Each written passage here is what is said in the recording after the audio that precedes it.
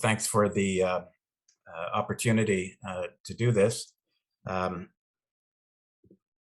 I do want to give a special extra thanks to Zach Taylor, because not just for organizing this, but he did play a very important role in editorially improving my paper, I think, and getting it fit for this event. I'm so pleased that so many people were able to show up for this. Many of the names that registered were familiar names to me because I've taught them or know of them.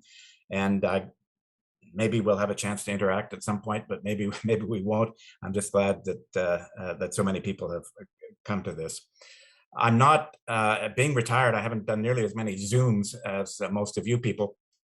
So you'll might have to bear with me as I adjust to this new medium. I don't know if I would have survived very well in the if I'd still been teaching. I don't have any formal presentation today, and Zach encouraged me in that. I was very grateful. There are no slides. That's going to make it a little more spontaneous than it might otherwise have been. And John Fleming has agreed to lead the discussion so that we can have it spontaneous in that sense.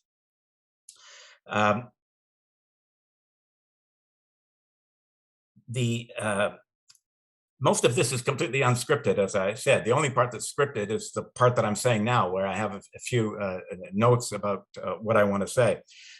John has promised me that there'll be no gotcha questions. So I have a general idea about what he's going to ask, but that shouldn't prevent people in the audience from trying to ask a gotcha question at the end. Perhaps in a defensive mode, I want to say at the beginning that I am not an expert on the details of development charges in Ontario or anywhere else. My paper is about what I like to think of as the big picture, with all the advantages and problems that such big picture efforts imply. It is a brief intellectual history of development charges, and it's a polemic, and I hope that it will be seen as such. I have two autobiographical notes that are not in the paper that I think are appropriate to share with this audience. As many of you know, I'm originally from Montreal. I did my doctoral research on Montreal and still follow municipal issues there more closely than most people outside Quebec do. Montreal and its faster growing suburbs do not have anything like the high development charges found in Ontario. I often argue that we need to pay more attention to Montreal, as does Mario Pelez, the urban geographer and economist, who has applauded the absence of development charges in Montreal as a cause for the area's lower housing prices. Not the only cause, but one of them. Secondly, this paper grew out of an earlier draft paper that had to do with criticizing authors who used that data from accrual accounting to claim that municipalities were much better off financially than they claimed to be when they made pitches for more money from other governments. Development charges show up as ordinary revenue in accrual accounting. In that paper that I was working on, I couldn't resist the temptation to take a few shots at development charges, shots that went against the main argument of the paper. Readers told me I had two papers, and I think they were right. I reluctantly agreed and decided to write one about development charges, and maybe I'll get back to accrual accounting later. My real concern with this paper has to do with housing prices. In Halton Region, which probably has the highest development charges in North America, these charges can add more than $90,000 to the cost of a new house. Surely we should be questioning such charges rather than figuring out how governments can put more money in the hands of new home buyers so that they can manage the high prices. We haven't much questioned development charges because they are too convenient for everyone involved. Everyone except people trying to find a place to live, either as home buyers or renters, because renters indirectly pay development charges as well. I try to show in the paper that development charges started as a mechanism to facilitate development, especially in the United States. I imagine that there are still observers in Canada today who will claim that without development charges, less new housing would be approved by municipalities, and therefore housing prices would rise. At the same time, and paradoxically, there are also some people who seem to instinctively believe that putting a price on development is probably good for the environment because it might cause us to consume less land, in the same way that perhaps a fixed rate carbon taxes is supposed to cause us to consume less fossil fuel. I believe that in the Canadian and especially the GTA context, both these opposing views are mistaken. I hope we can discuss some of the reasons later on. I didn't conclude the paper by advocating that development charges be abolished. There are too many complications and too much evidence from other jurisdictions that I looked at briefly that show that other jurisdictions are sort of edging towards development charges themselves. But I think it is time to start discussing the morality of development charges and ways of reducing our reliance or even addiction to these charges. So let's go, John. All right, Andy, thank you very much. I also want to thank Zach for having me here today. This is quite an honor to be speaking with Dr. Sancton. Andy, I just want to say let's not do the doctor stuff. We don't need that. Anyway, go ahead.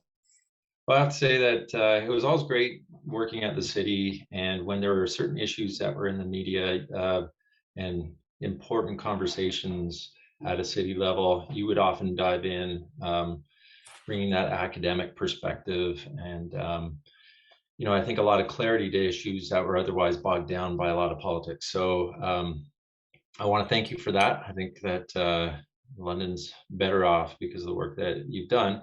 And I would suggest to you that there's a lot of people that are pretty freaked out by your paper, if I could put it in colloquial terms. So I think that's part of why we've got this great attendance today. I know that we've got over something like 125 kind of region in terms of attendance. And I think it's because it's a controversial conversation.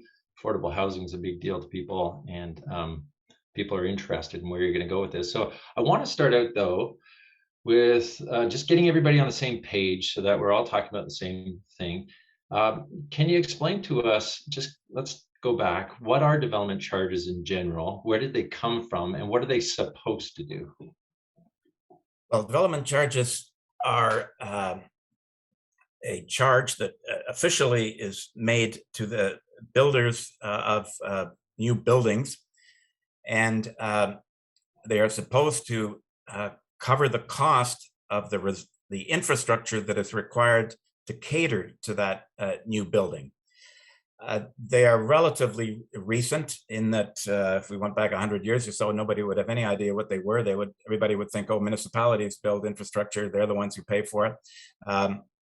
And builders get to build on new houses after or sometimes even before the municipalities put the development charges in. One of the things that I mentioned at the beginning, and I want to reemphasize here, is that development charges did not come about as a result of careful thought, a bunch of policy wonks figuring out a new way to finance infrastructure. They came about because developers in the United States and in Ontario and other parts of Canada wanted to build new buildings. They thought there was money to be made from it. They'd go to the municipality and the municipality would say, no, we can't do that. Either our residents don't want new growth or we can't afford it. And the developers responded eventually by saying, well, what if we paid you money to finance these development charges and or finance the infrastructure? And the municipality said, sure, if you want to do it that way, that's probably a good way of doing it. And initially it was ad hoc, local negotiations. As time went on, and we get to 1989, say in Ontario, there's legislation that governs the whole thing and makes these charges much more regular part of the process of paying for infrastructure. And they became very important, obviously. Right. And so, again, just to be clear on what it's paying for, I've got a list here to my right, things like fire, police, library, parks and recreation, transit, waste diversion, roads and related services, wastewater, stormwater, water distribution. These are all kind of hard and soft services that the municipality provides, but these are new costs that come with new development. And I think one thing that your paper points out is that there's a difference between growth-related costs and non-growth related costs. And that's a difficult thing to separate out. How much of this new infrastructure that's required truly relates to this new development? You also point out, and I think it's an interesting dilemma that municipalities have, is that these costs, these capital costs, are very lumpy. They come in big, huge lumps in increments that are separated by time. And that's a hard thing to finance. Did you want to speak to any of that? Yeah, well, we've opened up quite a few things here. One is, what is non-growth related infrastructure? And first of all, of course, there has been huge debates about exactly how you quantify the infrastructure that's going to be consumed by new growth. And that's exactly the kind of subject that I'm not an expert on. But to give you an example of non-growth related infrastructure,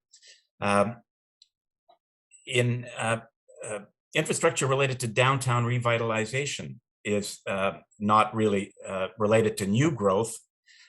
It's an attempt to beef up how downtown looks, and London, as many people know, has gone through that. It costs money to do that kind of thing.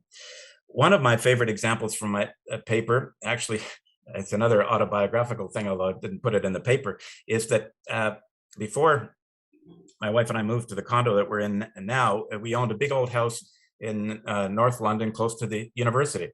Just before we moved, the city decided that the whole street needed to be rebuilt. It needed new water pipes, new sewers, new road, new sidewalk. And I was struck by the fact that as a homeowner, I wasn't asked to pay anything for that. It was not related to growth. It was refurbishing infrastructure that was already there. Right. What did we have to pay for that? Nothing. The city said if you could pay a little bit extra to get your the same pipes hooked up exactly to your house, but all the costs that were outside on the street, we didn't pay anything for at all. Who paid for it? Everybody paid for it, including the people who had just paid development charges in the area where they lived, and of course they paid the cost of the internal infrastructure as well through the developers. So the financing of this kind of non-growth related infrastructure just strikes me as completely unfair. And that, I think we would refer to that as opposed to growth. This would be renewal, yeah, or the maintenance, ongoing maintenance. And they're capital projects that need to be undertaken from time to time, goes beyond the regular sort of operating budget, goes into a capital budget, and then that is financed through your operating budget in terms of debt financing or just paying for capital projects. So that's really interesting. I think that one of the things that you're leading us to in that last comment you made is around some of the detrimental impacts that development charges might have. And I just want to be clear, like you and I have agreed that the way we're going to have our conversation, every once in a while, I'm going to interrupt, you're going to interrupt me, we're going to have very conversational. And although I said no gotchas, it doesn't mean that I'm going to agree with it's everything. Coming now, okay. But one of the things that you pointed out is there are some negative impacts, some detrimental impacts that come through the use of development charges as a tool for financing new growth infrastructure. And one of them that you mentioned relates to the passing down of the cost from the developer. And I'm just going to give an example. In London, a single detached or semi-detached new development, the development charge currently is about $34,000 for that in our city. And so what you're saying is that, yeah, the developer pays it at the time of the building permit. However, all the developer does is pass it on. It's almost like an HST kind of thing, and someone else is paying it. And so do you want to talk a little bit about that from both an affordable housing and maybe a fairness perspective? Well, sure, John. This is a very important question. The economists would say that this is a question about the incidence of development charges, who pays in the real world. And there's basically three possibilities. It could be the original landowners who pay. It could be the developers who pay, or it could be the people who buy the houses, or of course it could be a mixture of all three together. I want to be perfectly honest here. If somebody came up with a study that showed that the real cost of development charges was paid by the original owners of the land, in other words, they didn't get as much money from the land, from the sale of the land as they could have, because people knew that development charges were coming. If that were the case, that would be what the British call a betterment levy. It's a kind of capturing the value added that a planning permission gives for a new development.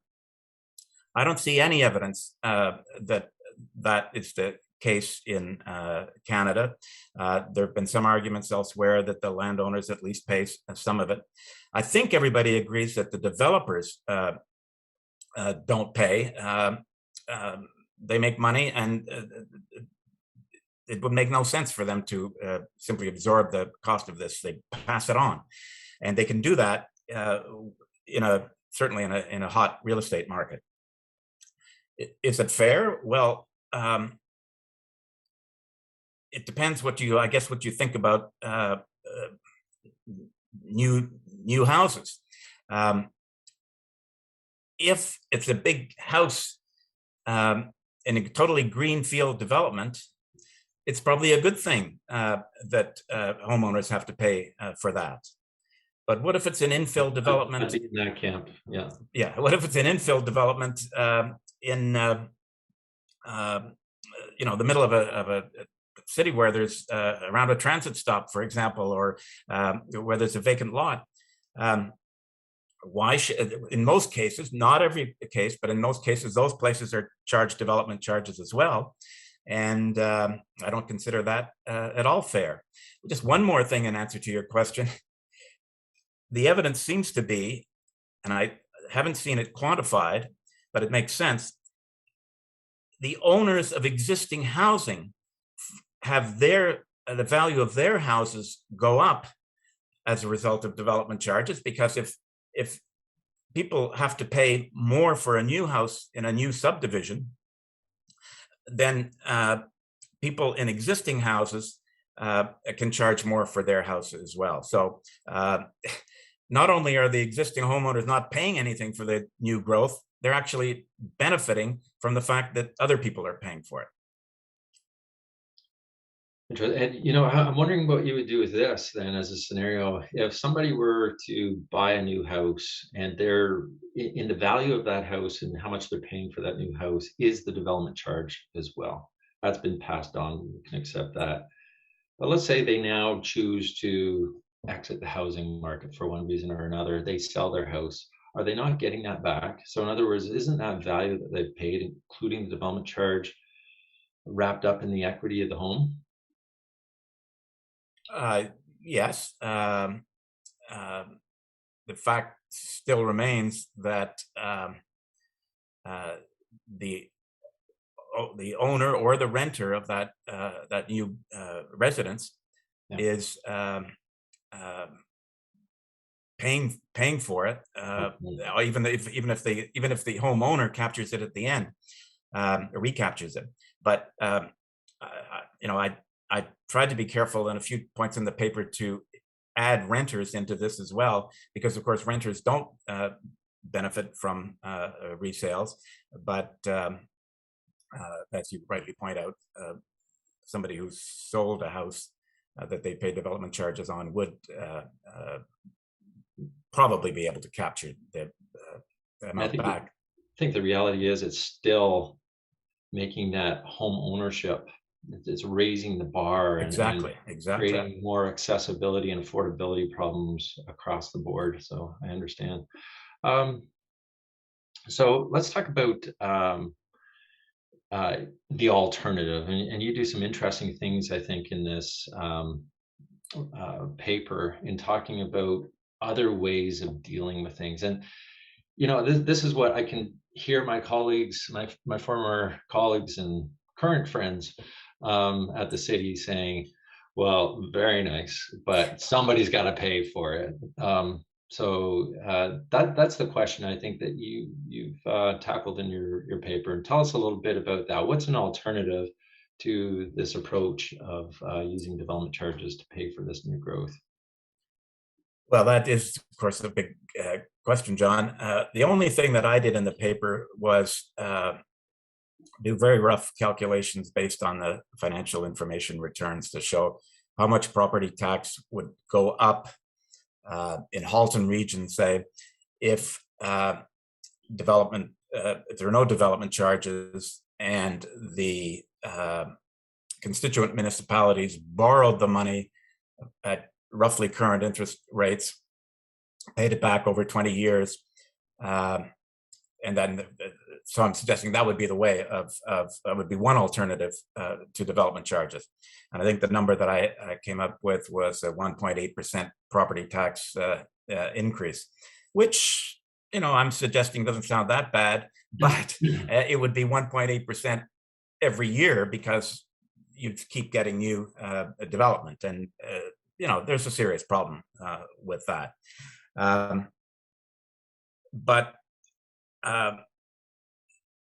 Your question takes us into alternative ways of raising municipal revenue. And a lot of people have written a lot about that.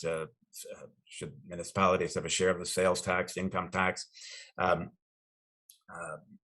other possible more exotic ways of raising money. My paper is not really about that. And in one sense, I'm kind of opting out or fudging over that issue. What I want to keep coming back to on this question is it right that consumers of new buildings pay for the associated infrastructure? Mm-hmm. And if the answer is yes, that's fine, no problem, then let's carry on with development charges. But if the answer is no, that's not really fair, it does unnecessarily increase the cost of new housing, then we should question development charges and think about other ways of raising money, either through the property tax or through these other possible tax sources. Just one more thing. After 20 years, I mean, this would be a long transition period. After 20 years of, say, property taxes paying for new infrastructure growth, then you'd be in a kind of a steady state situation. The loans would be paid off of the 20 years, and then you could start adding to them or replacing them. But I acknowledge that the first 20 years or so under one possibility that I'm suggesting would be difficult. The whole thing about getting rid of development charges is difficult. Mm-hmm. Yeah, and I think you raise a good point. Once you're in it and you've got so much sort of infrastructure and the market's adapted to it, it's difficult to pull out. And so let me explore that a little bit with you. When I think back to the most stressful days that I had at the city, a lot of them were in boardrooms with my senior leadership team colleagues, trying to figure out how do we make ends meet from a budget point of view. And I guess you could say right now there's if we look at infrastructure expenses, there's this sort of capital budget that I was referring to before. That's just for all of the different things that need to be done that are maintaining the city, but they're big lumpy expenditures and they end up in the capital program. And then what happens is each year in the operating budget, there is a payment towards paying that off. It's a debt financing piece. In some cases, that's not paid with debt. They just pay off the capital costs through monies raised from tax revenues and other municipal sources. The other side of it is development charges. And so there's this big lump of money that goes towards this growth-related infrastructure, and development charges is currently funding it. So let's imagine for a second, we get rid of that fund. This is technically, I think it's called City Services Reserve Fund or something like that, but it's directly a reserve fund created for growth infrastructure, and then development charges are put in there, in order to fund these projects as they come up. But let's move that over to the other fund that I was just referring to, so that essentially, as you suggested, you could just lay out a schedule. We've already got that, which shows here's anticipated growth, here's the cost of that growth, and we're going to budget for that. So the impact that that would have on the operating budget is a question mark. I think you've cited 1.8%. A lot of that does relate to what kind of debt financing rates you have. You know, rates are pretty low now. If they go up, that could have an impact. But I think I would rather drill into who then pays. And so one of the criticisms I could hear is people saying, wait, property tax we know is a regressive tax. We know that, for example, renters probably pay a disproportionate amount through the rent that imputes that property tax at the apartment owners, for example, pay. They pass it on to the renters. We also know that it doesn't have anything to do with incomes, so that somebody with a lower income living in a house, for example, that they managed to get long ago, as an example again, they would be paying property taxes that really aren't aligned with their income. And then it's not a user pay in a lot of ways, because large houses may or may not use more municipal services than smaller houses, and yet their taxes are much higher.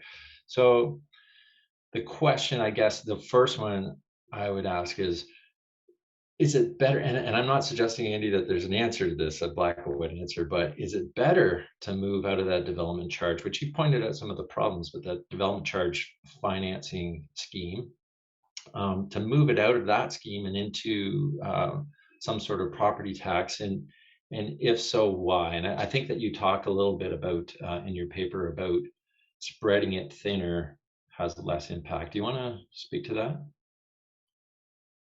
Well, I'm aware of the problems with the property tax, and as I said before, I'm aware of the proposals for new forms of municipal revenue, and I think we should be open to that. I just landed on property tax because people say, "Oh, if you got rid of development charges, it would." Have a huge impact on property taxes. I didn't know what the impact would be, so I tried to figure it out what it would be in the most extreme case. And actually, it really wasn't quite as high as I thought it might be. But I have to keep coming back to my main point here, which is, I think the main question is that comes before this issue of the different taxes: who should be paying for the cost of growth-related infrastructure? And I wouldn't put it in terms of development charges or property tax. I would say the new purchasers of new buildings or the renters of new buildings, should they be paying, or should it be everybody paying? And I come down firmly on the everybody. And I would even include the provincial and federal governments in this, but I'd certainly include the whole municipality, and I'd certainly include new forms of municipal revenue. And I really do think that this is what started me on the whole paper in the first place. Where did we get the idea that people who are purchasing or renting in new buildings should be paying for that cost? I mean, I would argue that we all benefit from new infrastructure, even if there's some surplus capacity at the beginning. There's a long history in the study of urban politics about how everybody benefits from growth. There's new jobs, new wealth creation. Development charges came about in a particular circumstance where it looked like existing residents, current residents, were blocking new development because they either didn't want it or they didn't want to pay for it. I think in Ontario, anyway, maybe not in many states in the United States, but in Ontario, we can do better. We can say that yes, we are all collectively responsible for growth-related infrastructure, and we can figure out mechanisms to pay for it. Okay, yeah, and I think that's a really interesting perspective. It's not so much the mechanism, but it's the principle around Yeah. who should pay. Uh, so I think that when I said at the beginning, you're probably freaking some people out. It's the folks that are trying to figure out, so how do we pay for growth infrastructure? They have tough jobs. They have tough jobs, and I don't blame them for freaking out. But academics, we're supposed to, raise the big questions. That's what I'm trying to do. So they're doing their job. I'm trying to do my job, or my job that I used to have anyway before I retired. I like it, and that's exactly it. I think it's instigating a lot of conversation. The fact that we have so many people joining us here today, I think, is an outcome of that. But when I think about their jobs, don't quote me on these numbers, Andy, but general terms, I think over the next 10 years, if I was looking at I think it was 10 years, if I was looking at the development charges study correctly, it's something like $1 billion of growth infrastructure that needs to be created to service new growth. And I remember that somewhere in around $45 million of additional operating costs is about a percentage increase in taxes for the City of London. And so I'm thinking about, if we were to move $1 billion over and try and debt service that, I think it could be real significant. And what that does is it raises for me this, as you said, your paper is instigating this thinking about how else could we do it. Something that comes up for me over and over is this notion of municipalities. And I grabbed a stat from, I think it was Association of Municipalities of Ontario. Something like 12 cents of every tax dollar spent, including the federal tax, provincial tax, taxes, and municipal taxes, 12 cents of every dollar are going to municipalities. And yet they're responsible for construction operations and maintenance of nearly 60% of our national public infrastructure. I think that's an interesting stat. Also, in terms of the tools that municipalities have to raise money, it's property taxes, grants from federal and provincial levels of government, and then there's a little bit in fines and user fees. But the majority is property tax and the grants. And so the question is, I think, if it's that everybody pays, and you've already touched on this a little bit in your earlier comments, maybe we should be thinking about greater opportunities and more tools for municipalities in terms of the money that they can generate in order to pay for new growth. So gas tax was one that helped municipalities quite a lot. Is there something that maybe removes development charges, but replaces it with another sort of financing scheme that maybe isn't fully coming out of the federal and provincial coffers, but is in some ways using those tools and bringing over to municipalities that opportunity with some pretty strict guidelines around how that happens? Any thoughts on that as a potential alternative? I think there should be an opportunity for municipalities to certainly tap into the sales tax. I'm a little less enthusiastic about the income tax. We should be much more open to new user charges, including, of course, tolls on roads. Those are all real possibilities, and that would ease the pressure that development charges seem to, certainly the removal of development charges would create. I'm acknowledging, though, that even with development charges, there's a lot of pressure. Having said that, I do just want to say one thing, because I've heard this argument from municipalities before, that you say 12 cents for every tax dollar to get 60% of our nation's infrastructure. All I would say, because I'm in favor of all governments, I'm not just an advocate for municipal government. I think governments are good things. We've got to make multi-level governance work. We have to ask ourselves, how much do municipalities pay for old age security? Zero. How much for unemployment insurance? Zero. How much for national defense? Zero. That's why municipalities are heavily loaded on infrastructure, because that's their main mission. They don't have missions in a lot of other government functions. So, I'd be a little less concerned with trying to say how badly off municipalities are. Again, municipalities aren't badly off in terms of debt too. That's another thing. And that's when I started doing my paper on accrual accounting. That's what the C.D. Howe Institute was saying, is why are municipalities always screaming for more money? They're in much better financial shape than every other government, because they own all this infrastructure and they don't have any debt. My point in that other paper was, yeah, that's true, but there's not a big market for used sewage treatment plants. So maybe that's not the best way to look at it. All I'm trying to say in this context is it's at least debatable as to how badly off municipalities are. And they certainly have been criticized, and I think with some justification, for being too fiscally conservative. And there's good reason for that, because of the Depression and how badly they were hit. I just think municipalities have to be a little bit more creative and a little bit more open to long-term borrowing. One more point on that I haven't made so far, but it's in the paper, and I think everybody's familiar with it. Most of the people or companies who are buying new buildings are doing so with money from mortgages.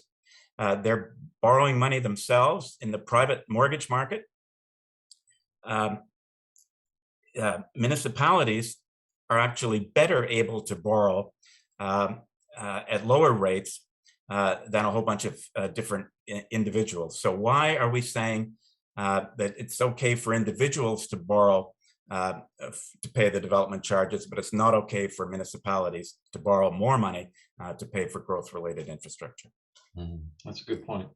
I just want to go back to your previous one and point out that in terms of, we're going to agree to disagree on this one, in terms of the financial situation of municipalities. And I've got to say, I think breadth in terms of the study that you've done across multiple municipalities. But I do know in the case of London, and I believe London's a good example of others, these assessments of infrastructure that have been performed are showing huge infrastructure gaps.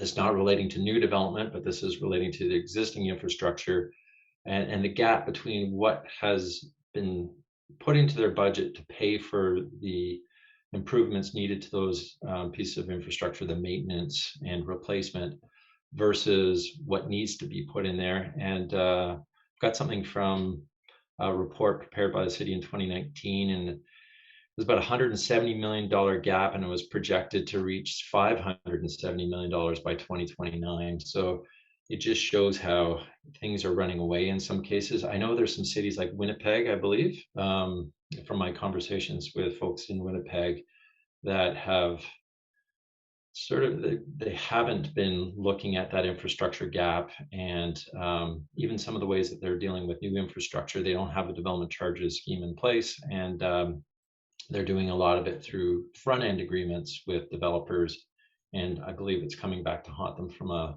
municipal finance perspective. Now, just before we leave this subject, I'm wondering what you think about that one, which is another way of doing things, and this was done at the city for many years before development charges really came into effect, is you can develop some sort of fund, and essentially what happens is the developer says, I want to develop out here. Let me develop, I'll pay for all of the infrastructure leading through these farmers' fields, for example, up to my development. And all you have to do is pay me back over time, so I can recoup the portion that's not related to my development. That's an alternative, and I'll tell you a story about that in a moment, but I'm just wondering if you have any thoughts on that as a way of financing infrastructure for new growth. I'm going to consider that a pretty technical question that I'm not particularly qualified to answer. I do know, I think I'm familiar with the incident that you're going to tell us about because I just moved to London when this Oh, problem happened, yeah. and I didn't really understand it. I'm not sure that I understand it that well now. Um,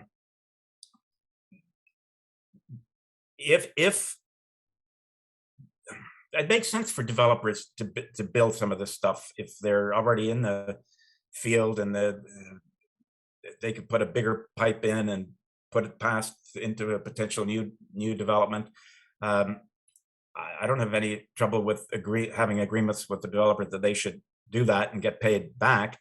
Um, Obviously, the fund has to be run properly, and there has to be regulation and sort of governance of all this. That's the key question. Um, uh, we don't want to have the Wild West here, where if a developer says, "I'll pay money to put in a whole new sewer into some completely undeveloped area," we say, "Okay, that's fine. Go ahead and do it as long as you pay for it." That's exactly what we don't want. We want to be able to regulate stuff. And again, throughout this whole discussion, I'm assuming that we in Ontario are capable of regulating development. And I think compared to a lot of places, we do it better. People can have their arguments about the current government and how well they're doing. But generally speaking, I think, Ontario does a good job in relation to other jurisdictions in North America.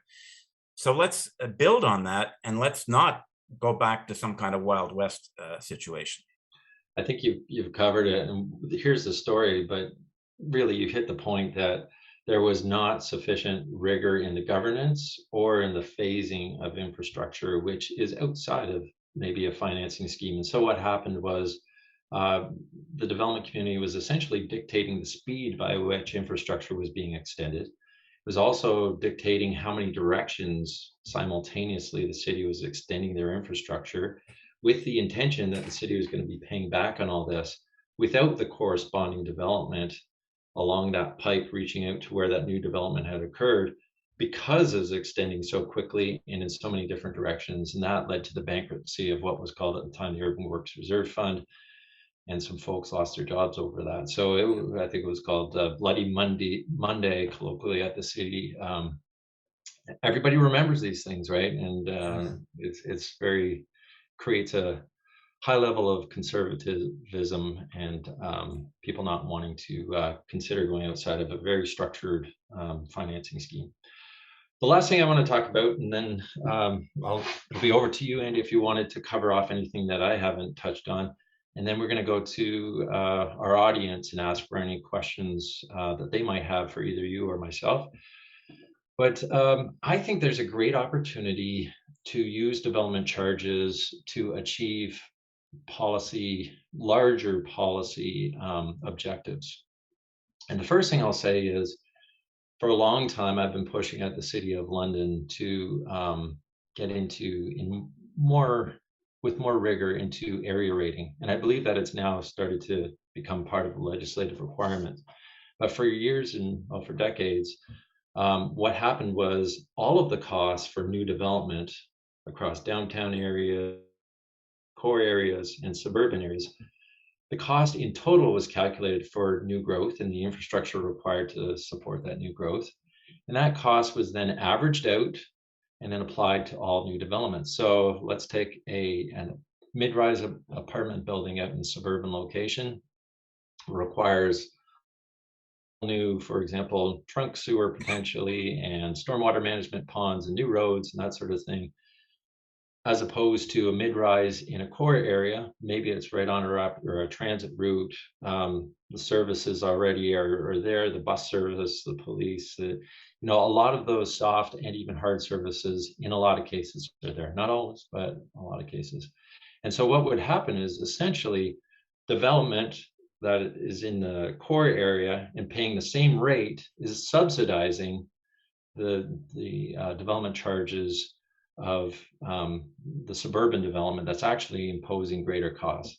And I think, by default, what that does is it's taking away the relative incentive, if you're to do a truer cost accounting, the relative incentive of developing in the interior parts where, from a planning point of view, healthy communities, greater mobility, less impact on climate, where you want development more so than out in far-reaching new suburban areas.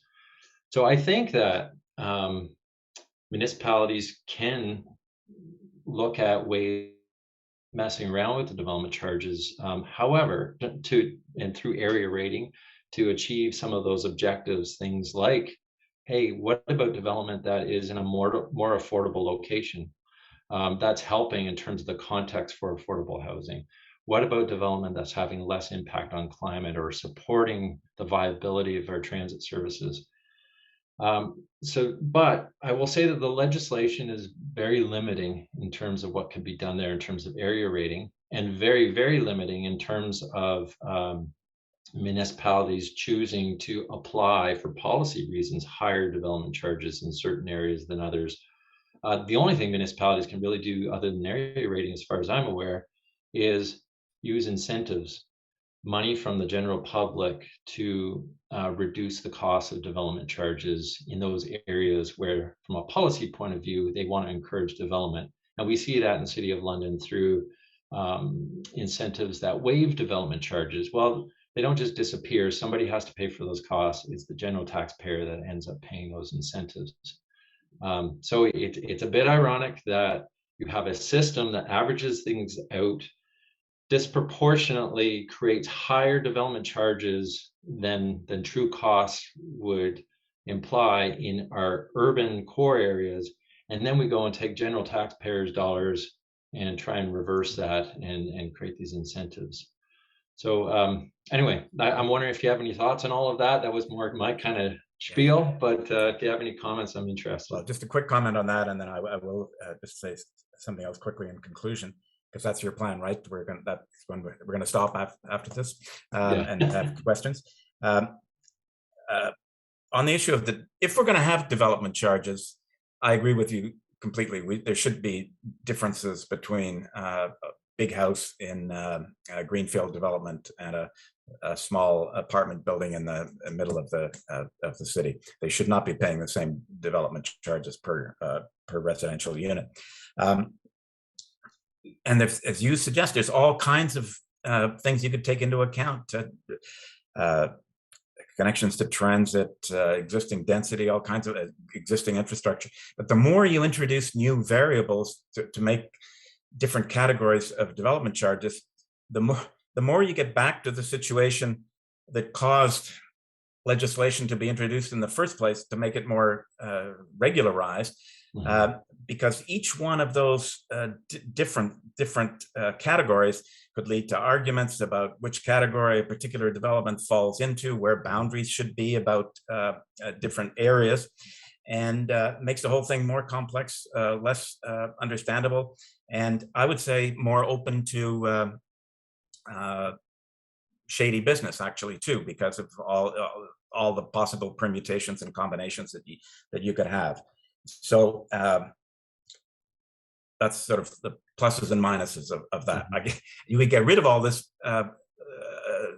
difficulty by getting rid of the development charges and then having different forms of regulation. Regulation is not perfect, but we do know how to manage that. That does lead me to my concluding comment. My paper does not suggest in the end that we should abolish development charges. We are so deeply into them in many parts of Ontario that it would be almost catastrophic to stop them dead in their tracks. What would you do with somebody in Oakville who was paying off a $95,000 development charge through their mortgage if somebody buying a house a few years later doesn't have to pay that? It's simply not, that's not fair either.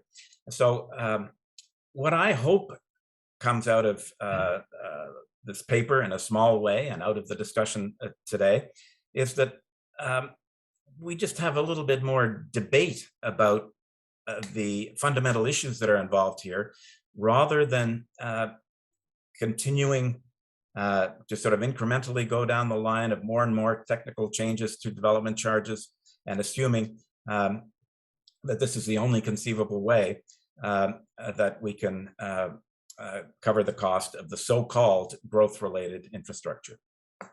I'll finish on that note. And if I could, I think I'm going to kick it back to Zach to introduce this next part of the session, but I'm glad to moderate. I think that's what you're hoping for, Zach. But I just wanted to say this kind of debate is exactly why I was pretty pumped when I was asked by Martin, Zach, and Godwin, three of the principals at the Center for Urban Policy and Local Governance, to join the group. And I just want to say thanks to them for having me on board. I'm enjoying the experience, and it's this kind of conversation which takes a subject which most people would just take for granted. Growth pays for growth, and particularly in practice, people take that for advantage. It's sort of like an ironclad principle, almost right from the Bible. And so to question it and to say, is that the best way to think about it? And whether we land in the same spot at the end of the day, that maybe this is the best tool, as you just pointed out, it's too difficult to get out of, I don't think is the point. It's having the conversation and the debate around it that really counts. So Zach, from the Bible, that makes me a heretic, I should say. So. My apologies. Bad all right, whatever. I like being a heretic. Okay. Well, thanks to both of you, I've been really gratified that I think the report's been downloaded 183 times or something like that since we put it up there about 10 days ago, and I'm sure many of the people in the audience are the people who've done that. If you haven't, please take a look at it. There's actually a lot more in it than what you've talked about in your dialogue. There's a lot of nuance, and of course, one of the things that Andy does towards the end is look at what happens internationally as well. He does talk about Montreal and Quebec, but also talks about the UK, France, Germany a little bit. So there's, it points in a lot of other directions as well. So I encourage everyone who hasn't downloaded it to give it a read. I think the way we should do things now, John, I think it would be great if you could moderate. I'm going to enable the ability of people to unmute themselves and turn their video on in just a couple seconds. And then if people could use the putting up their hand function, John can call out people by name to ask questions, and those people will appear in the order in which they put up their hand in the participants list. And I'd encourage everyone else to also stay muted, because we still have an awful lot of people, over 60 people here, and we can't have everybody talking at once. So I will enable that now, and then we can have a discussion going. I think that should work. Let's call for the first question. And Zach, I'm sorry, where is it that I see the name? Oh, go into participants. Mm-hmm. You should have the list of participants at the side, and the people with their hands up will appear at the top of the list. Okay, got it. You got it? Okay. I do. So we have David Fitzpatrick first. Okay. Hey guys, great presentation, very interesting paper.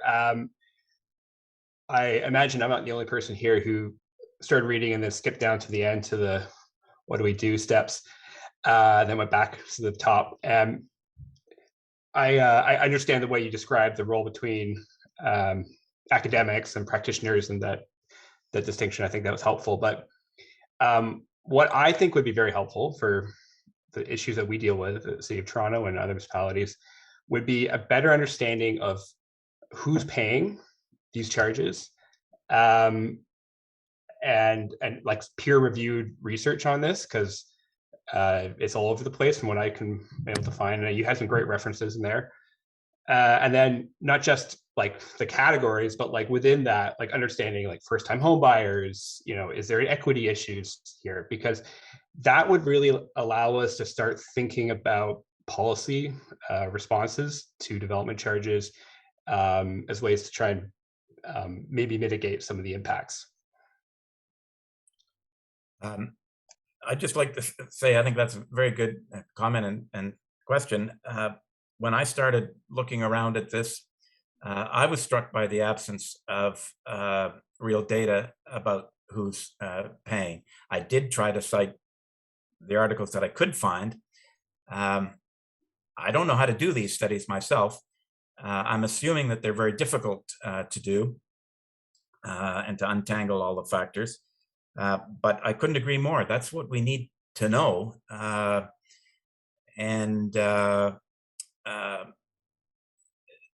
We need to know how much people who are just getting into the residential market for the first time, how much they are affected by it, versus somebody who has owned an older house in the middle of Toronto for a long time, made a huge profit, and then buying a new house in the suburbs somewhere. Obviously, I'm not particularly concerned about that latter group, but I am concerned about the first group, and we just don't know enough. That's you're right. That's a great comment. Thanks very much, David. I see we've got a bunch of questions here, so let's go to a friend of mine from the City of London. That's Paul Yeoman. Thanks, John. I appreciate that. And good afternoon. I'm having some tech issues, so hopefully I don't cut out and I can't turn my camera on, which is really frustrating. But Professor Sancton, I really want to thank you for the opportunity today and for your work on this. It's really nice to have a conversation related to DCs, especially when we look at theoretical aspects of DCs. I think that's why you're seeing the participants and the number of people here today. Maybe it's not, as John sort of jokingly mentioned, that everyone was freaking out. It's because we're actually happy to have people looking at this issue in more depth. I'm just wondering, though, in terms of the analysis that you undertook and some of the theoretical underpinnings, the paper sort of does touch on DCs as user fees, but it doesn't explore that much more. And I'm wondering, given some of the struggles about the theoretical literature related to DCs, why you didn't look at actually looking more at DCs related to user fees and what your position might be there to recognizing that a lot of municipal services are actually funded by user fees as well. For example, recreation services, a lot of water and wastewater user and operating costs are funded through that way. Application review fees, for example, too. So if maybe you can speak to that a little bit more, that'd be greatly appreciated. Another very good observation. Thanks for the kind words. I think there's two aspects of the user fees issue. One is whether DCs are themselves a form of user fee, like you're being charged for using new growth-related infrastructure. And I hope in my paper I convinced at least some people that that's not a very good way of looking at development charges. The other issue is the one that I think you're most concerned about, which I'm aware of, but I totally acknowledge that I didn't touch on properly. And that is the effect of development charges or the absence of development charges on user fees. And I'm not sure where I got this, but somebody argued, it might be somebody in this audience, that if you didn't have any development charges in Halton region, it wouldn't just be the property tax would increase, the cost of water would increase by a huge amount, because the additions to the water treatment plant and the sewage treatment plants wouldn't be paid for by development charges. They'd have to be paid for by increased user fees, and that would be damaging. And I think that's a valid observation. I hadn't thought about recreational fees so much, but I think you've pointed to a problem that if I go further with this, I'll have to look at a little bit more. Thanks, Paul. And I would say to folks that maybe you'll hate me for saying this, Paul, but there's folks out there that are practitioners that haven't had the opportunity to speak with Paul Yeoman from that practitioner perspective. He's done a ton of fantastic work, leading edge work on development charges, community benefit charge, City of London. Okay, let's go to the Municipality of Callander. Can you tell me where that is first? Yeah, sorry, it's in Northern Ontario and it's Ashley Bilodeau. Sorry, I forgot to change the name on there and I logged in. Okay. Okay, so just to quick question. Being in Northern Ontario, development charges aren't typically used. So there's only a few municipalities that actually actively use this in their budgeting process.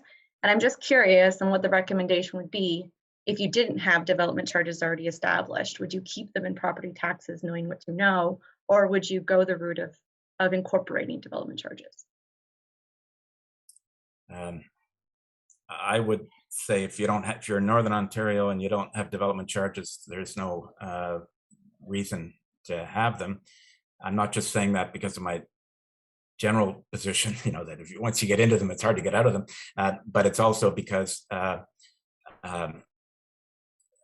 I don't know enough about calendar to know this for sure, but I mean, many municipalities in rural Ontario and in Northern Ontario really want to do their utmost to attract new development of any kind. And adding development charges is not a way to do that, especially if you have surplus capacity. If you've got a water treatment plant that's got a whole bunch of extra capacity, why would you even think about charging people to use that? I mean, it's almost an argument for paying people to come so that you can get the property tax, so that you can keep going. But of course, paying people to come is something that's illegal in Ontario. So, thank you. I think what's been raised is this. We haven't really spoken much about this so far, Andy, but development charges don't just pay for residential growth, but also for industrial and commercial. And I guess I have a question for you there is, do you feel the same way in those contexts, or less so because you don't have the affordability of housing involved? That is a good question. I feel less strongly about the commercial and industrial, but I mean, I think most municipal people will, for the same reason that our friend from Callander just said, aren't particularly keen on raising development charges for commercial and industrial because they think that that's going to be more profitable than having a new residential subdivision. So, okay, thanks. Next on the docket, we have Michael Clark, planner from the City of London. Hey, Michael, how are you? Hi, John. Hi, Andrew. Good to see you again. I guess my kind of question was kind of going, I guess having development charges essentially kind of encourages cities to always be looking for new growth because it's a new source of funding that, yes, redoing the roads and stuff or widening roads to accommodate new growth helps new growth, but it also kind of helps the city update other infrastructure that will service existing as well as the new growth a little bit. And so it kind of creates that addiction to growth. And it's, as John was mentioning, our infrastructure gap keeps growing and growing and growing. And it's, I think the underlying issue is more that growth isn't paying for itself over the long run anyways, even with DCs. And we're still struggling to maintain our infrastructure. And so if our developments and infrastructure was more productive, if every street we put in was generating more tax base or whatever per kilometer of street, we wouldn't be running into this. There wouldn't be an issue with tax base paying for future growth.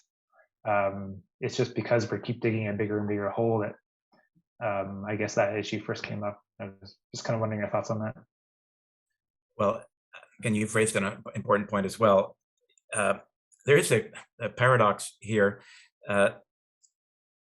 Some people, probably not professional planners, think that sort of development charges are good because, as I think I mentioned in my introduction, it's kind of putting a price on growth. It's like a tax on new growth, and that's good because we're saving land and that kind of thing.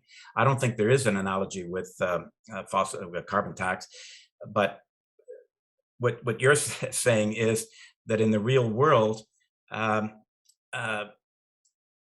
people in municipal government want to promote more development so they can get more development charges, like a dog chasing its tail. And I think we all should be aware of that particular problem.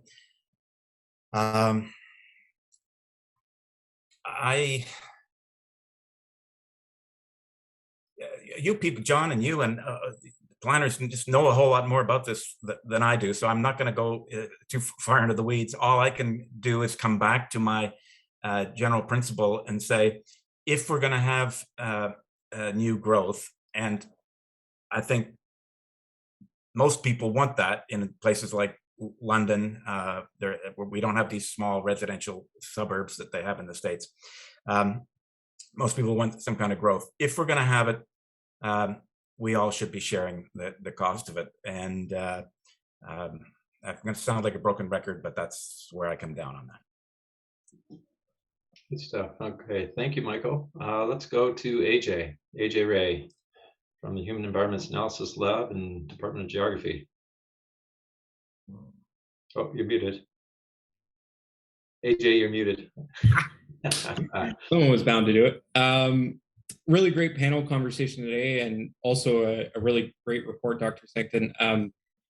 Just as an aside, I was really pleased to see your discussion of sort of the Labour government in Britain and sort of that concept of a Ricardian land value capture tax, which I think in a North American context actually has some merit. And there's been some interesting federal and provincial housing proposals that you kind of see a little bit of that Ricardian land tax being talked about in regards to making housing sort of a unique class within the capital gains system. But really my question or comment, I'm not sure where it's going to end up here, is municipalities in the Canadian government system are service delivery and infrastructure delivery. They're there to manage local affairs and kind of regulate development.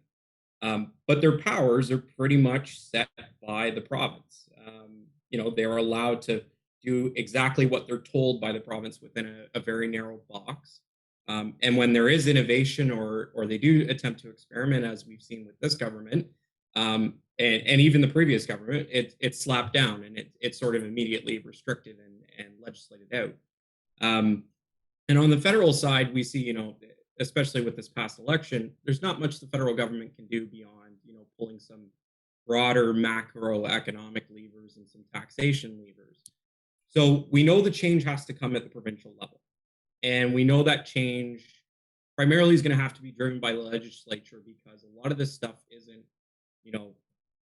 Ministry of Municipal Affairs staffers making decisions. Planners do the reviews of official plans and the development charges bylaws by municipalities, but a lot of this is regulatory power and express provisions in the Municipal Act and Planning Act. So what's it going to take? Like, how are we actually going to drive this forward? Because right now municipalities do not have the capacity to innovate on the revenue side. The change has to come from the province. Well, this is on the issue of, if we didn't have development charges, what's next? What else could we do? Yeah, well, another good question. I do think if the housing affordability issue is as big as I think it is, and I should say, in the last federal election, it became a big issue, and that was actually after I wrote most of the paper. But if it continues to be a big issue, then I think provincial government is going to be forced to do something innovative on the municipal government side. And of course, I would hope that they would move towards diminishing the importance of development charges. And then, as John so persistently pointed out, and rightly pointed out, if you're going to do that, there has to be other sources of revenue. So, I mean, that might be the way we get at this. Underlying all this is the government should not be afraid to go after people who own houses now. And that would be a good thing to do, but especially at the municipal level, it's not a politically popular or even viable technique. That's why it probably was going to need to be done at the provincial level rather than at the municipal level. So I agree with you on that. I do wonder, and I guess there's examples out there we could look to, but thanks for that, AJ. I do wonder what the political dynamic might be and how it might change if there was more dialogue around the cost of new development, and that was coming out of everybody's pockets through increased property tax. And so, you know, would it change? Would it change the political favor for infill intensification? I don't know the answer to that. I suppose we could look at cities that don't have development charges in place now and see whether that's the case. But it's an interesting thought, and it relates to your conversation at the very beginning, which was, hey, these things really came from a trade-off for permissions at some point. Okay, let's go to, I think it's Almos Tassoni. Did I get that right? We're close. Not really, but that's all right. I missed it. Hi, almost. It's good to see you. Hi, Andy. This is where the love-in ends, I think, everybody. Yeah, this is where I get asked the gotcha question. I should reveal to this audience that I've known Andy for a very long time, and I started my career back in the 1980s working on development charges or lot levies when they were still a condition of the Planning Act. And we had to defend them at the OMB very carefully. And subsequently, for my sins, I was involved with the original Development Charges Act as well as the second round versions and property tax reform. And so I really actually wanted to express my appreciation to Andy for a very provocative and thinking paper, which raises a lot more questions than it answers, because the problem is, as John has pointed out in his question, is, and others have too, is access to revenues are limited. There are political ramifications, there are incidence ramifications. The actual empirical analysis in Canada is laughable. I plead guilty to not having pushed far on that, but it is very difficult to do incidence analysis. Pam Blay points out these issues get raised. So there is a ton of empirical work that is difficult to do because the data sources are controlled by province or assessment authorities or real estate companies. So this is a very difficult researchable area. And so really, I would just, at this point, I have to thank Andy for a very provocative paper, which is also a huge sense of deja vu, because every 10 years these questions get raised as to why we have them. How much are the development charges supposed to finance, what the rules are, what the limitations are, what the accounting should be, how do you determine the engineering questions, and so on. So anyway, I'm not going to go further than that. But Andy, I may have a separate conversation with you further on this some other time. Thank you. I was really gearing up for full-fledged assault there, but thanks for that's postponing that's it. The audience. I mean, you know, you've read papers. Both sides come down to this. I have trouble with the CD Howe accrual accounting because my view is that, you know, there are fairly strict limitations on how you use these funds. They're not to be sneezed at. They're there legally. That's a point. I'm not thrilled with how they're shown in the current financial information return, because it's very difficult to actually get a feel for what the rates are, how those interplay with property tax rates, and what these trade-offs are. So I think your point's quite valid there. I might dispute the point that growth should not pay for at least some growth, because there are very strong benefit kinds of arguments that you could make from an economist perspective about benefiting landowners who buy a building and who are not prepared to have the sidewalk improved or the road improved in front of their own house. So that's a fairly limited perspective. But there are very broad questions on how you deal with these localized benefits versus broader benefits, and those are very difficult issues to confront. So, hey, well, thanks a lot, Alan. Some of which I've tried to confront in other writings, but that's enough for me. Thanks very much. Thanks, Amos. Okay, let's go to one of the members of the executive committee of the Center for Urban Policy Local Governance, and that's Dr. Martin Horak. Thanks, John. Yeah, I'm not going to take any special privileges just because I'm an executive committee member here. I was just thinking about, again, because, you know, Andy, when I've read earlier versions of this paper, I was already thinking about this and I haven't entirely figured it out. I was thinking again about the argument about development charges driving up housing costs. And I'm still not, I wonder how conclusive or if we have evidence of that beyond the logic of the argument, because I'm not quite sure about the logic. And so let me just illustrate. So if we take kind of a system where some growth is paid for by development charges, and then there's also property taxes, versus a system where it's property taxes only, I don't see how the system that includes development charges would, in the aggregate, make housing more expensive. It just redistributes the cost of housing towards people who are buying new houses. Because ultimately, both property taxes and development charges are ownership-based forms of payment, right?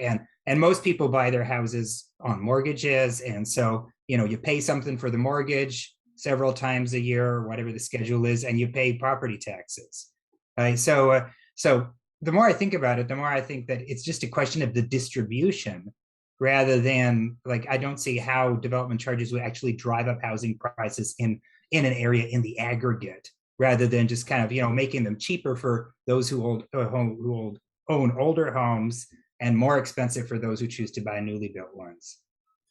Well, this is a big issue, and we have to pursue it over some beer or something at some point. But all I would say is, it seems to me that development charges concentrate the cost of new infrastructure on the price of the new houses, and that actually drives up not only the new houses, but to much lesser extent the other houses. Now, if it's paid for by the property tax, then the cost is spread around, and everybody pays. And because of the level of because the property tax is marginally increased, I would think that that would actually cause a decrease in the capital cost of housing generally. But this is where we need some serious economists to step in, because that's not me. And with all due respect, we need, as other questioners have said, we just need more work, both at an empirical and a theoretical level, on how this all works. We got into this without that kind of work. That's what I'm suggesting. No, I think that's a fair point, and it's not me either. Okay. Thanks, Andy. Thanks, Martin. Let's go to Daryl Kelleher. Hi, thank you. Thanks, Andrew, for hosting this event. I work at Altus Group. I do a lot of day-to-day on the ground work with development charges, so I kind of get the detailed, nuanced views. So it's nice to talk about things from a theoretical perspective for once. One kind of, I don't want to say flaw, but one of the features of development charges, money's collected on a service basis. So this much for roads and this much for water, this much for wastewater. But one of the potential issues with that is it can leave those funds stranded because they can only be used for roads or water or the purpose they were collected for. So for example, across Ontario, there's $6.6 billion sitting in DC reserve funds. 2.4 billion of that is for roads, and it can only be used for roads, no other purpose. Whereas if it's in the property tax levy, that money can be used flexibly where the need pops up. If that way, you don't have to save up for a new library. If you're a small city, you don't have to save up DC money for a new rec center, etc. So the flexibility issue is one that is very important, and there's also advantages to that system as well. That way, you don't overspend and you're left with nothing in the bank for that new library, etc. But let's say if the culture changes in the next 10 years and roads are not a thing anymore for whatever reason, that money is effectively stranded in that reserve fund and can't be used for general purposes. So I think that's kind of one of the flaws, and it's also one of the major flaws of the area rating approach is the more narrow you define an area, that money really gets stranded. So I'm dealing with one in Black Creek, part of Vaughan, where there's a very defined area of money, and there's 4 or 5 landowners in that area, and the last person in is going to be left holding the bag for all the costs that are left at the end of the day, and the money can only be used for that specific purpose. So maybe if you could talk about if there'd be any advantages to flexible use of DC funds, like a property tax capital provision could be used for. I'll leave it at that. Thank you. Well, you clearly know a whole lot more about this aspect than I do. Maybe John knows something about it. But in general, I'm in favor of flexibility. I think that's what we need. I was vaguely aware of this business about earmarking for certain purposes.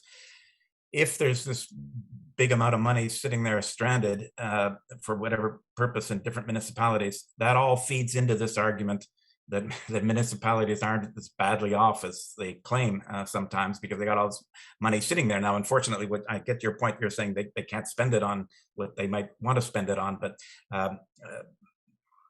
they should have the flexibility to do that. They shouldn't be micromanaged by the province. At least that's my top of my head argument. I just want to say one other thing about the organization you work for. I tried to avoid in the paper looking at a whole bunch of studies that had been done for particular interest groups, like municipalities or builders or whatever. I wanted to try to keep it to people who'd written more academic papers. But I did find this study by Altus that actually looked at the costs from government of new buildings in different provinces and different cities. And that's where I actually found what the equivalent of development charges were in Montreal and suburbs. It was very low, $1,500 or something. And it's where I initially learned about HST being charged on development charges and for new houses. And so I just think, your outfit did a good job on that. I was appreciative of it. I'm glad you showed up for this, and you've pointed me in a direction about the reserve funds that I didn't really know about. So thanks. Yeah, that is a fascinating perspective, Daryl.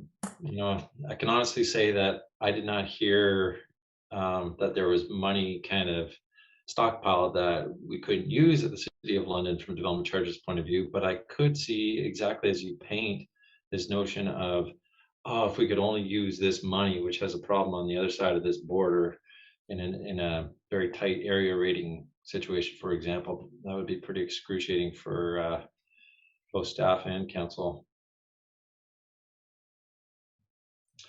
Okay, thanks, Daryl. Let's go to Lily. We've got a couple more here. I think Zach's gonna stop us when we get to the deadline here for our talk. Over to you. Hi, Lily Noble from Hamilton. I'm just wondering if you've come across this new study from Hemson Consulting in Ottawa, where they showed that development that occurs outside of the, in the Greenfield area has cost the city $465 per person per year in extra taxes, compared to if it was infill, where the city gains $606. So I'm thinking that everybody in the city is paying for that greenfield development,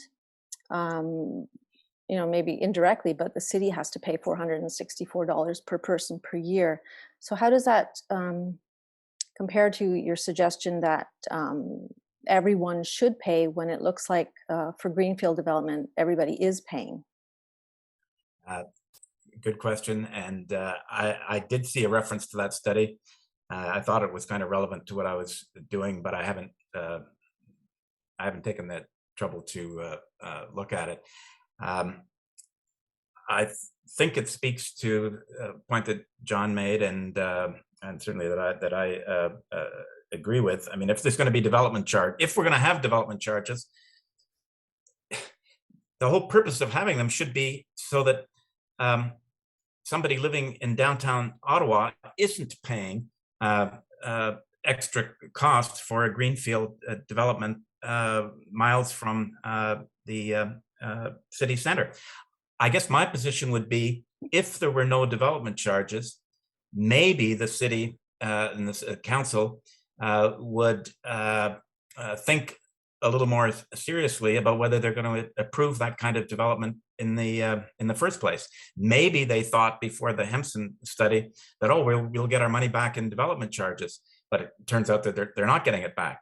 But if they knew they weren't getting it back, maybe they would take it more seriously.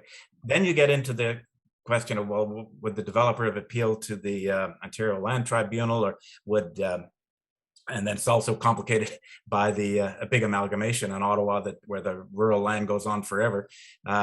So there is some complications in Ottawa that might not apply elsewhere, although I guess they would apply in Hamilton.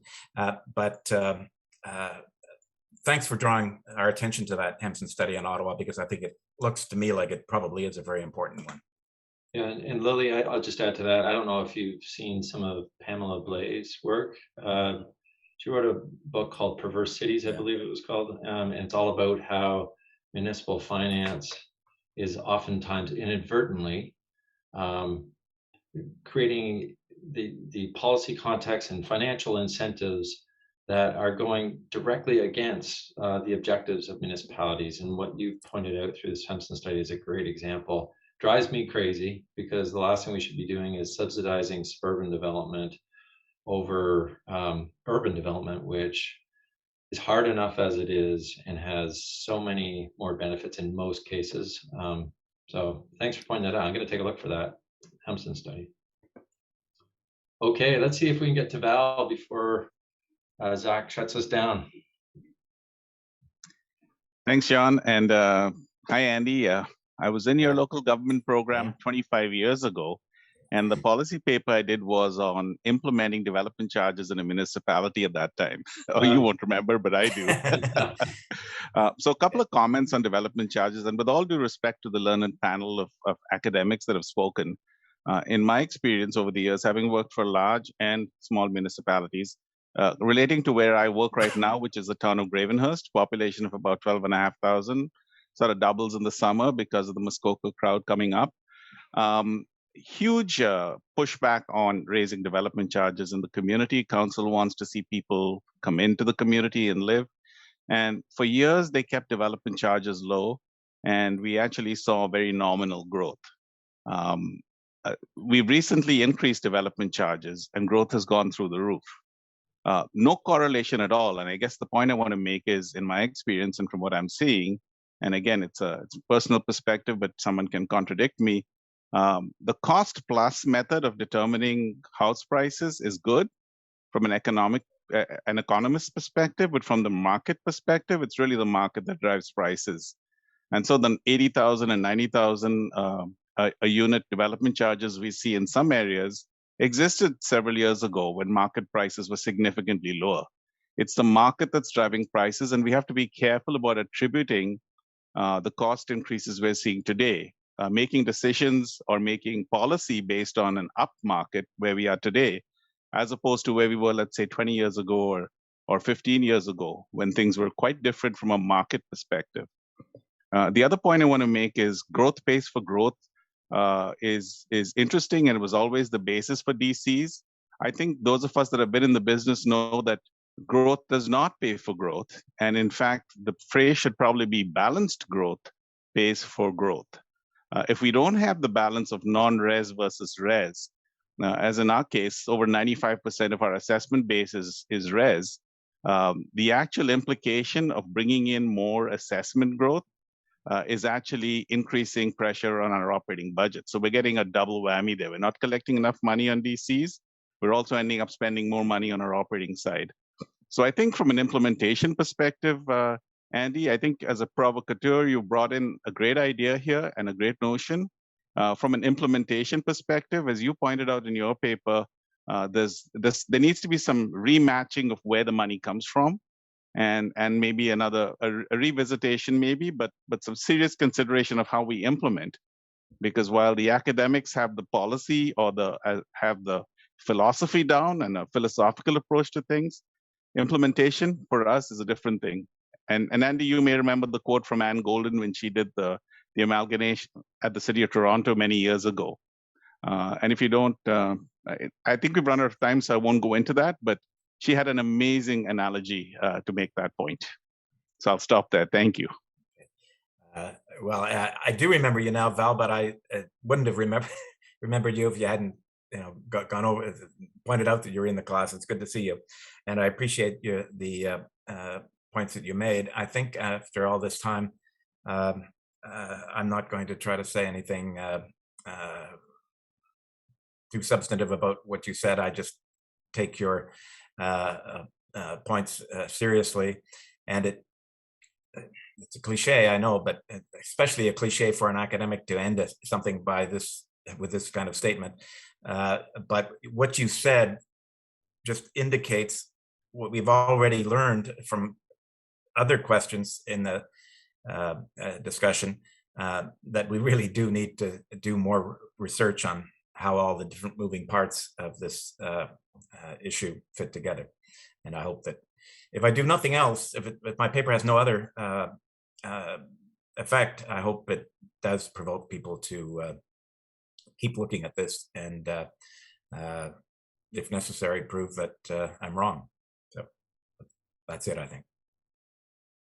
Well, I just want to raise one point that's tangential to Val's comment, and that is that at the City of London, there was a time, a protracted time, that we were giving incentives and actually waiving development charges for industrial uses.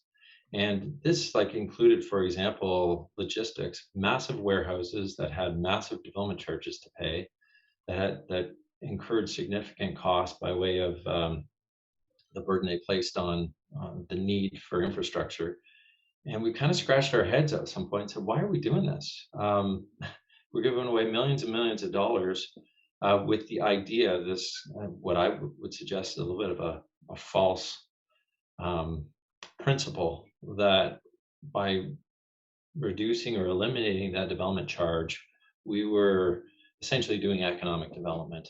And so at some point we realized all we're doing is we're really undermining our opportunity to get money that's required for this infrastructure, and we're offloading it onto others. And we changed it. So this was not a housing situation, but we took away those incentives. And just as Val's described, it had no impact on investment in London's industrial parks. In fact, the opposite has been the case. And I just find it interesting how municipalities do, in some cases, have this lack of confidence that leads them to do some weird finance things, all in the name of economic development. So listen, I think that Zach's going to come back on board, but I just want to say thank you again, Andy. I think this paper that you've prepared has been extremely thought-provoking. It is causing us to ask all kinds of questions that are really useful questions, and help us both on the academic, but also the practical side, and understanding these systems that we're embedded in, and getting us questioning, is this the best way to do things? Is there another way? And can we do better? So thank you very much for all of that. And thank you, thanks John. again to the center. Thank you for all your work on this. Thank you to both of you. Thank you, Andy. Thank you, John. Thank you for writing the paper, going through that journey, and allowing us to publish it, Andy. And I think it's a great conversation starter. Clearly, we had extraordinary interest today, a lot of great questions, and I think it will have a life that will continue. And thank you, John, for participating in the conversation and bringing your practitioner perspective to it. Thanks very much. My pleasure. Those of you who are on our mailing list will receive a note about upcoming talks in the future, and upcoming publications as well, and some other exciting news that I can't talk about yet that's coming up. So thank you very much, and let's call it a day. Thank you.